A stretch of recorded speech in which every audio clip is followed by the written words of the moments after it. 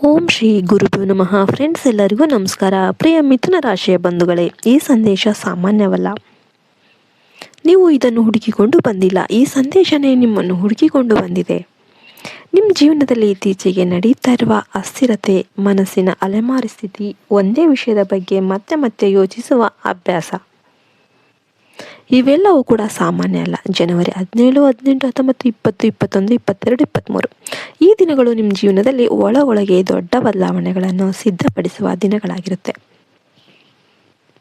ನೀವು ಒಂದೇ ಸಮಯದಲ್ಲಿ ಹಲವಾರು ಯೋಚನೆಗಳಲ್ಲಿ ಬದುಕ್ತಾ ಇರ್ತೀರ. ಏನು ಮಾಡಬೇಕು, ಯಾರನ್ನು ನಂಬಬೇಕು, ಯಾವ ದಾರಿಗೆ ಹೋಗಬೇಕು ಎಂಬ ಗೊಂದಲ ನಿಮ್ಮನ್ನು ಆಯಾಸಗೊಳಿಸಿದೆ. ಆದರೆ ಈ ಗೊಂದಲ ನಿಮ್ಮ ದುರ್ಬಲತೆ ಅಲ್ಲ, ಅದು ನಿಮ್ಮ ಸಂವೇದನಾಶೀಲ ಮನಸ್ಸಿನ ಸೂಚನೆ. ಈಗ ಆ ಗೊಂದಲ ನಿಧಾನವಾಗಿ ಕರಗಲು ಆರಂಭವಾಗಿದೆ. ನೀವು ಮೊದಲು ಕೇಳ್ತಿದ್ದ ಪ್ರಶ್ನೆಗಳಿಗೆ ಈಗ ಉತ್ತರಗಳು ಮೌನವಾಗಿ ಬರೋದಕ್ಕೆ ಪ್ರಾರಂಭವಾಗುತ್ತೆ. ಎಲ್ಲರ ಮಾತು ಕೇಳುವ ಅವಶ್ಯಕತೆ ಇಲ್ಲ ಎಂಬ ಅರಿವು ನಿಮ್ಮೊಳಗೆ ಹುಟ್ಟುತ್ತಾ ಇದೆ. ಇದು ಗೊಂದಲವಲ್ಲ, ಇದು ಸ್ಪಷ್ಟತೆಯ ಆರಂಭ. ಈ ಹಂತದಲ್ಲಿ ನೀವು ಕೆಲವು ಮಾತುಗಳಿಂದ ದೂರ ಸರಿಯಲು ಬಯಸ್ತಾ ಇರ್ತೀರ. ಅನಗತ್ಯ ಚರ್ಚೆಗಳು, ವಿವಾದಗಳು, ನಿಮ್ಮ ಶಕ್ತಿಯನ್ನು ಹೀರಿಕೊಳ್ಳುವ ಸಂಭಾಷಣೆಗಳು ನಿಮಗೆ ಭಾರವಾಗುತ್ತೆ. ನೀವು ಮೌನವನ್ನು ಆರಿಸ್ತೀರ. ಇದು ಸೋಲು ಅಲ್ಲ, ಇದು ಆತ್ಮರಕ್ಷಣೆ. ಈ ದಿನಗಳಲ್ಲಿ ಕೆಲವರು ನಿಮ್ಮ ಜೀವನದಿಂದ ನಿಧಾನವಾಗಿ ದೂರವಾಗ್ತಾರೆ. ಮಾತು ಕಡಿಮೆಯಾಗುತ್ತೆ, ಸಂಪರ್ಕ ವಿರಳವಾಗುತ್ತೆ. ಇದನ್ನು ನಷ್ಟ ಅಂತ ನೀವು ಭಾವಿಸೋದಕ್ಕೆ ಹೋಗಬೇಡಿ. ನಿಮ್ಮ ಶಕ್ತಿಗೆ ಹೊಂದಿಕೆಯಾಗದವರನ್ನ ಜೀವನನೇ ದೂರ ಮಾಡುತ್ತೆ. ಇತ್ತೀಚೆಗೆ ನಿಮಗೆ ಗಾಳಿ, ಹಕ್ಕಿಗಳ ಶಬ್ದ, ಪುಸ್ತಕಗಳು, ಬರವಣಿಗೆ, ಹಳೆಯ ನೆನಪುಗಳ ಆಲೋಚನೆ ಇವೆಲ್ಲವೂ ಹೆಚ್ಚಾಗಿ ಸೆಳೀತಾ ಇದ್ರೆ ಅದು ಕಾಕತಾಳೀಯ ಅಲ್ಲ. ಇದು ನಿಮ್ಮ ರಾಶಿಗೆ ಸಂಬಂಧಿಸಿದ ಬುದ್ಧಿಶಕ್ತಿ ಮತ್ತು ಸಂವಹನ ಶಕ್ತಿ ಪುನಃ ಆಗ್ತಾ ಇರುವ ಒಂದು ಸೂಚನೆ.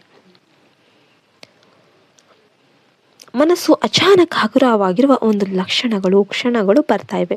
ಒಂದೇ ವಿಚಾರದ ಮೇಲೆ ಆಳವಾಗಿ ಯೋಚಿಸ್ತಾ ಇರುವ ಸಾಮರ್ಥ್ಯ, ಇವುಗಳ ನಿಮ್ಮೊಳಗಿನ ಸಮತೋಲನ ಮರಳಿ ಬರ್ತಾ ಇರುವ ಲಕ್ಷಣಗಳು. ಈ ದಿನಗಳಲ್ಲಿ 3 ಸ್ಪಷ್ಟ ಸಂಕೇತ ನಿಮಗೆ ಕಾಣಿಸುತ್ತೆ.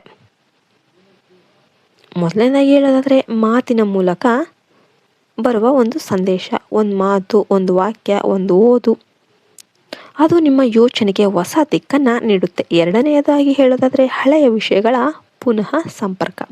ಹಿಂದೆ ಬಿಟ್ಟಿದ್ದ ಕೆಲಸ, ಆಸಕ್ತಿ ಅಥವಾ ವ್ಯಕ್ತಿ ಮತ್ತೆ ನಿಮ್ಮ ಮನಸ್ಸಿಗೆ ಬರ್ತಾರೆ. ಇದು ಹಿಂದಕ್ಕೆ ಹೋಗಲು ಅಲ್ಲ, ಬಾಕಿ ಉಳಿದ ಪಾಠವನ್ನು ಮುಗಿಸಲು. ಮೂರನೆಯದು ಅಚಾನಕ್ ನಿರ್ಧಾರ. ನೀವು ಹೆಚ್ಚು ಯೋಚಿಸದೆ ತೆಗೆದುಕೊಳ್ಳುವ ಒಂದು ನಿರ್ಧಾರ ನಿಮ್ಮ ಜೀವನವನ್ನು ಸರಿಯಾದ ದಿಕ್ಕಿಗೆ ತಿರುಗಿಸುತ್ತೆ. ಈ ಹಂತದಲ್ಲಿ ಎಂ, ಕೆ ಅಥವಾ ಎಸ್ ಅಕ್ಷರಗಳು ಮಹತ್ವವನ್ನು ಪಡೆಯಬಹುದು. ಅದು ಹೆಸರು, ಸ್ಥಳ, ಕೆಲಸ ಅಥವಾ ಮಾಹಿತಿ ಆಗಿರಬಹುದು. ಮೊದಲಿಗೆ ಅದು ಸಣ್ಣದಾಗಿ ಕಾಣಬಹುದು, ಆದರೆ ನಂತರ ಅದರ ಮಹತ್ವ ನಿಮಗೆ ತಿಳಿಯುತ್ತೆ. ಮಿಥುನ ರಾಶಿಯವರೇ, ನೀವು ಬುದ್ಧಿವಂತರು, ಆದರೆ ನಿಮ್ಮ ದೊಡ್ಡ ಸವಾಲು ನಿಮ್ಮದೇ ಮನಸ್ಸು. ಈಗ ನೀವು ಆ ಮನಸ್ಸನ್ನು ನಿಯಂತ್ರಿಸಲು ಕಲಿತಾ ಇದ್ದೀರಾ. ಹಿಂದೆ ನಿಮ್ಮನ್ನು ಕಾಡುತ್ತಿದ್ದ ಮಾತುಗಳು, ನೆನಪುಗಳು ಈಗ ಅಷ್ಟಾಗಿ ಪ್ರಭಾವ ಬೀರೋದಿಲ್ಲ. ಇದು ನಿರ್ಲಕ್ಷ್ಯವಲ್ಲ, ಇದು ಮಾನಸಿಕ ಪ್ರೌಢತೆ. ನೀವು ನಿಮ್ಮ ಶಕ್ತಿಯನ್ನು ಎಲ್ಲೆಲ್ಲೂ ಹರಿಸುವುದನ್ನು ನಿಲ್ಲಿಸಿದ್ದೀರಿ. ಅಗತ್ಯವಿರುವ ಕಡೆ ಮಾತ್ರ ಬಳಸೋದಕ್ಕೆ ಕಲಿತಿದ್ದೀರಿ. ಅನಗತ್ಯ ಸಂಬಂಧಗಳು, ಮಾತಿನ ಹೊರೆಗಳು ನಿಮ್ಮಿಂದ ದೂರವಾಗುತ್ತೆ. ಇದು ನಷ್ಟವಲ್ಲ, ಇದು ಶುದ್ಧೀಕರಣ. ಈ ಹಂತದ ಕೊನೆಯಲ್ಲಿ ಹಳೆಯ ನೆನಪುಗಳು ಮತ್ತೆ ಮೇಲಕ್ಕೆ ಬರಬಹುದು. ಕೆಲವು ರಾತ್ರಿಗಳ ನಿದ್ದೆ ಕಡಿಮೆ ಆಗ್ಬೋದು, ಆದರೆ ಇದು ಹಿಂದಿರುಗುವಿಕೆ ಅಲ್ಲ, ಇದು ಅಂತಿಮವಾಗಿ ಮನಸ್ಸನ್ನು ಹಗುರಗೊಳಿಸುವ ಹಂತ. ಇದರ ನಂತರ ನಿಮ್ಮೊಳಗೆ ಸ್ಥಿರತೆ ನೆಲೆಸುತ್ತೆ. ವೃತ್ತಿಪರ ಜೀವನದಲ್ಲಿ ನಿಮ್ಮ ಕೌಶಲ್ಯಗಳಿಗೆ ಮೌಲ್ಯ ಸಿಗಲು ಪ್ರಾರಂಭವಾಗುತ್ತೆ.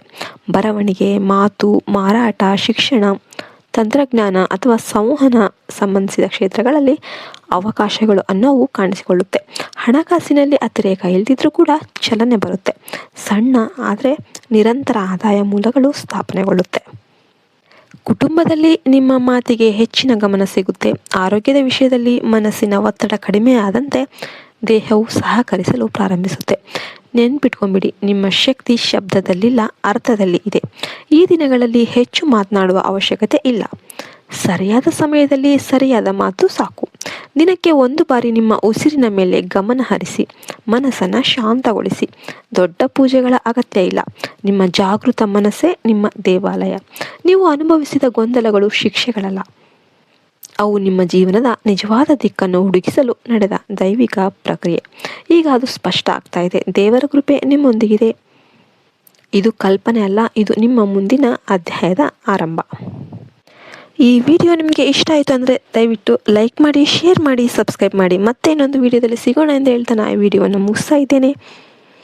ಜೈ ಹಿಂದ್, ಜೈ ಭಾರತ್ ಮಾತೆ. ಹರಿ ಓಂ ತತ್ಸತ್. ಸರ್ವೇ ಜನೋ ಸುಖಿನೋ ಭವಂತು.